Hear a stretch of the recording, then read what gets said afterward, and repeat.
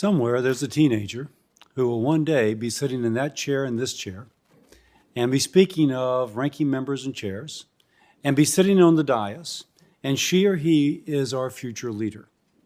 Our obligation to that person is how do we best equip she or he in order to be the person sitting there or sitting here.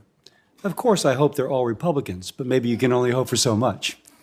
So we have to take that within the context of what we are currently addressing. The context in which we're currently addressing is that 3 years of COVID have just had their toll upon the mental health of adolescents and college students. The isolation that formerly was kind of never there because you were always with others, under COVID, it became so pronounced that those who had issues could not convey them to others, but rather kept them within themselves, and we see, if you will, despair. Now, the statistics bear out the intuition. Suicide, third leading cause of death among those 15 to 24 in 2021. Mental health emergency room visits increased 25% in children, 30% in teens in 2020. And I go back. This is more than a statistic. It is our future. So the question is, how do we care for those teens who are our future? Several people on the dais here, we've worked together. We need to reauthorize the Mental Health Reform Reauthorization Act of 2022, which Senator Murphy and I worked back on in 2016, and we need to reauthorize. It expired in September. There is an urgency here that we need to accomplish. Now, I will point out, since this law passed, all 50 states now have wraparound, coordinated, specialty care for teens with early psychosis. Previewing, my question for Dr. Weiss will be, why has the reach been so limited? When we put this in, we wish to have those wraparound services so that when the young person has his first psychotic episode at 16, it is his last psychotic episode, because everything he needs to return him to wholeness is wrapped around, and it becomes a distant memory, but not a life-defining event. We need to ensure that that would occur. We also, as my co-sponsor of the legislation, Senator Cassidy, spoke out, need to help with that transition to college from high school.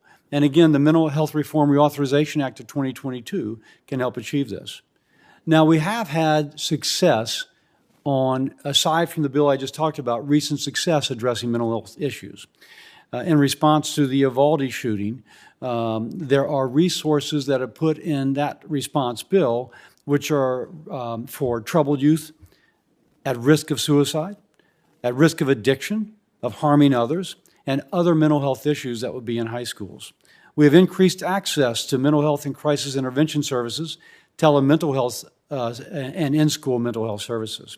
I will just echo what Senator Cassidy and I just said. Two bills that we have put forward. Healthcare capacity for pediatric mental health access, to increase mental health access outside of hospitals so children can stay at home and don't miss school. The RISE Act. You know, a child will get an IEP in high school, say, for example, for dyslexia. Then they got to get it redone when they go to college. The underlying problem leading to the IEP has not changed. So why are we putting this obstacle as they transition from high school to college? You got to go through it again. If the condition is not permanent, that can be indicated. But usually, for example, with dyslexia, the condition is permanent. And so why do we put obstacles for people to receive the interventions they need as they're on their pathway to be filling these halls to be our future leaders? Now, it is so wonderful. You see young people stepping forward. Ms. Williams, thank you for your example that we will hear of how you've used grief in your life in order to lead people your age to mental health wholeness. An example from my own state, Emma Benoit, who attempted suicide, but after coming out of that, has used her experience and the kind of the process of events that led her to that terrible state to help others, to help her peers avoid it.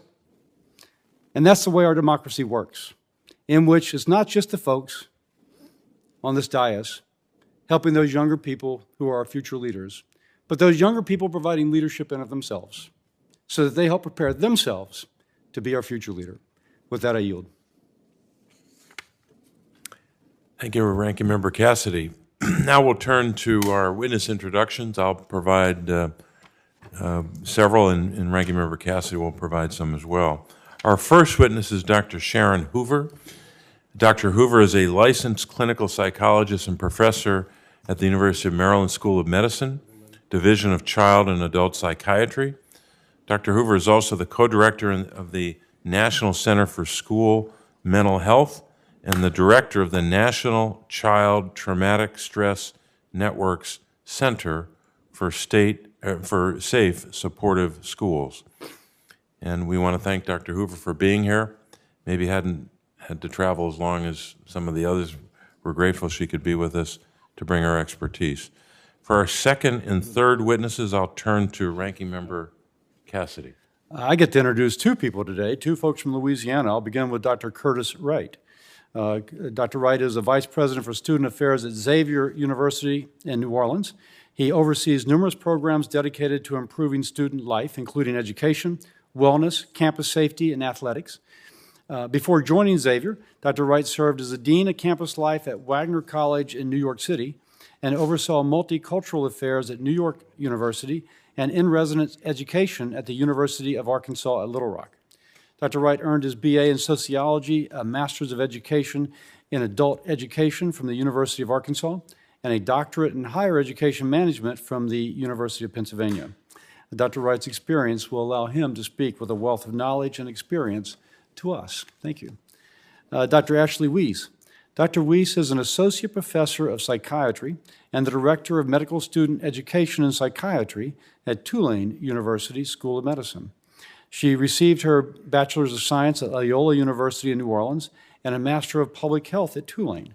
Attended medical school at Lake Erie College of Osteopathic Medicine in Florida, returned to New Orleans to do a residency in psychiatry and subspecialty fellowship in child and adolescent psychiatry at Tulane.